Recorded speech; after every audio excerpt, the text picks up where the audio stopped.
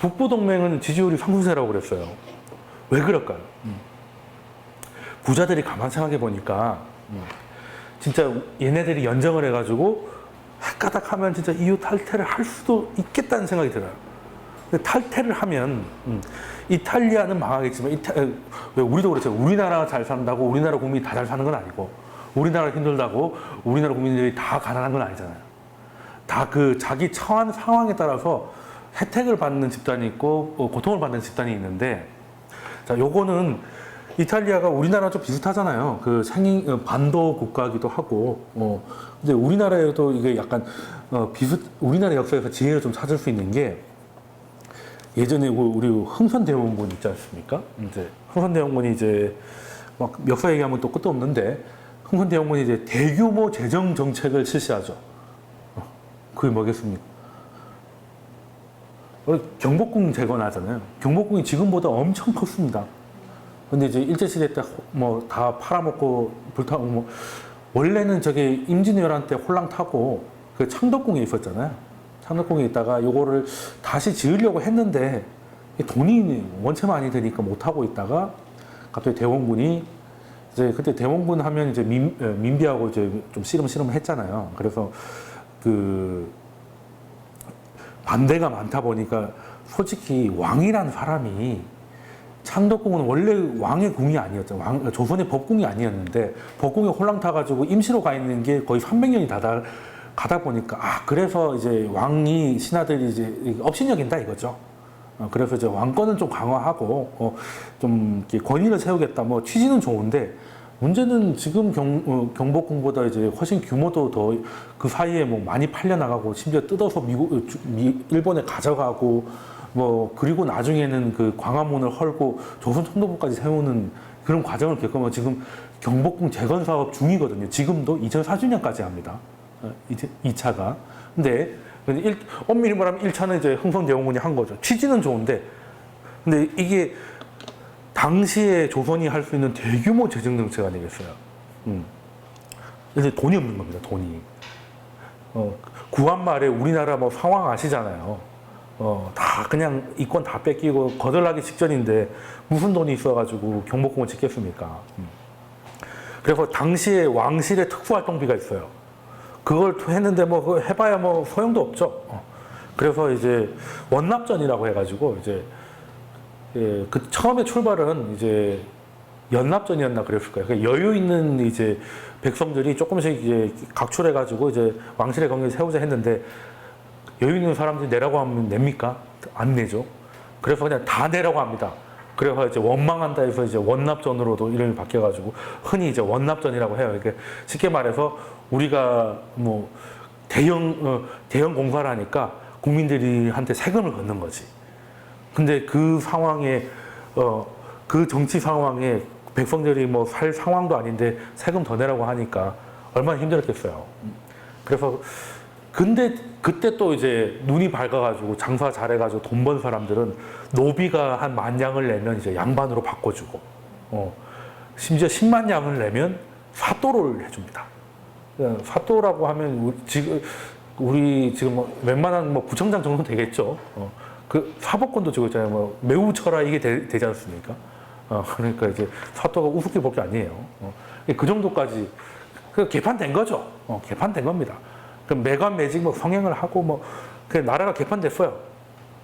근데 이제 그래도 돈이 없는 겁니다. 시작은 했는데 공사 중에 심지어 불나가지고 처음부터 다시 해야 될 때도 있었어요. 근데 지금 와서 돌아갈 수가 없으니까, 그래서 고민하다가 뭘 했냐면, 예전에는 이제 상평통보, 상평통보를 쓰잖아요.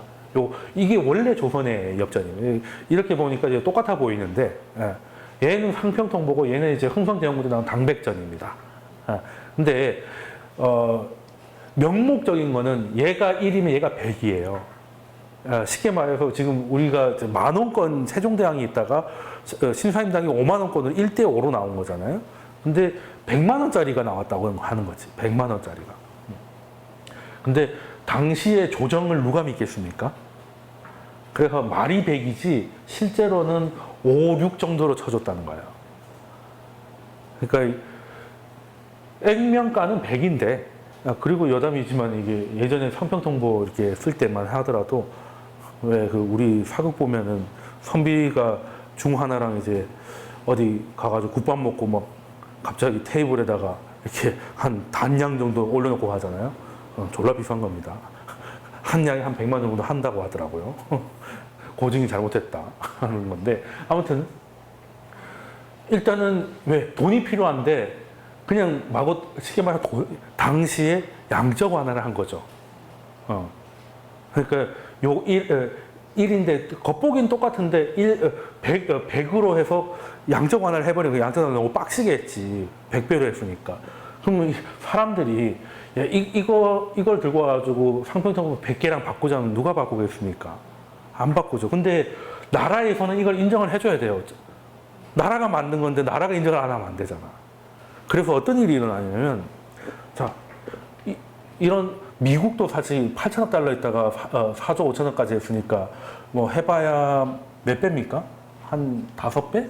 4, 5배 정도 한 거잖아요. 1대5 정도 한 건데 얘는 100배잖아요. 아마 짐바브웨아랑 비슷할 겁니다. 그러니까 이제 하이퍼 인플레이션이 오는 거죠. 그러면 부자들은 완전 그 논밭 많은 지주들은 난리가 난 겁니다. 인플레이션이 오니까 돈 가치는 급락을 하는데 땅하고 먹을 거나 커머디티, 원자재, 땅 이런 것들은 가격이 치솟잖아요. 그리고 원납전으로 세금 내라고 할 때 당백전으로 내면 됩니다. 세금은 확실히 감면이 된 거죠. 어떻게 보면은. 암시장이 나와가지고 이거 단양 주고 요거 하나랑 바꿔와요. 그리고 관아에 가가지고 백냥이라고 내면 되잖아. 그래서 이제 결국 나라가 날아가는데 혁혁한 공을 합니다. 이 한 나라가 망하는 데는요, 정치도 있고 전쟁도 있고 다 하지만 꼭 통화 정책 실패가 꼭 따라옵니다. 그리스도 그랬어요. 그리스도 그랬고 로마도 그랬고 다 그랬거든요. 왜냐하면 국가가 망하는 데는 전쟁인데 전쟁에서 져서 망하기보다는 전쟁 비용 때문에 망하는 경우가 많아요. 돈이 없으면 돈 찍다 보니까 이제 이 사태가 벌어지고 그럼 결과적으로 조정은 돈이 더 없어지죠. 예전에는 이걸로 받았는데 이거를 실제 가치의 20분의 1 되는 걸로 세금 받아야 되잖아요. 세수는 바닥입니다. 세수는 바닥이고 지주들이 떼부자가 되죠. 자기들끼리 뭉쳐서 힘을 길러 왕권 더 떨어집니다.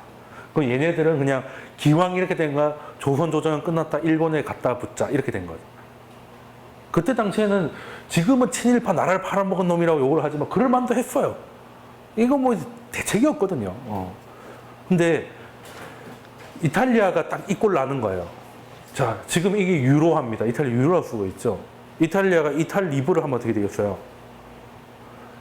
유로존에 들어가기 전에 리라화가 있습니다. 이탈리아 리라로 돌아가겠죠. 자, 그럼 지금 유로는 독일, 프랑스, 영국은 아니지만 이게 여러 가지 묶어서 그냥 얘네들이 유럽 중앙은행이 최종 보증을 하는 통화잖아요. 근데 이탈리아 리브라로 돌아가면 유로존에서 튕겨나온 병든 환자인 이탈리아 정부가 보증하는 돈이잖아요. 가치가 어떻게 되겠습니까? 급락하겠죠. 그러면 이제 하이퍼 인플레이션이 올 겁니다. 그러면 이제 땅 있고 돈 있는 사람들은 와 좋은데 세금은 리라화로 내겠죠. 그리고 가지고 있는 유로 예금을 리라화로 환전하면 또 갑자기 뻥튀기가 되겠죠. 자, 그럼 부자들은 떼부자가 되는 거고 올라갈 자산이 없는 사람들은 하이퍼 인플레이션 때문에 굶어 죽는 거예요. 조선 망할 때하고 똑같은 그림입니다. 그러니까 북부동맹은 오히려 그냥 샥 나가버리자. 우리 완전히 팔자 한번 고쳐보자. 이렇게 되는 거고 오성우는 생각해보니까 답이 아니거든요. 그래서 바꿉니다. 탈유로 뭐 이런 유로존 탈퇴는 싹 지워버리고 그냥 정부가 돈을 좀 더 쓰자. 재정정책 확대.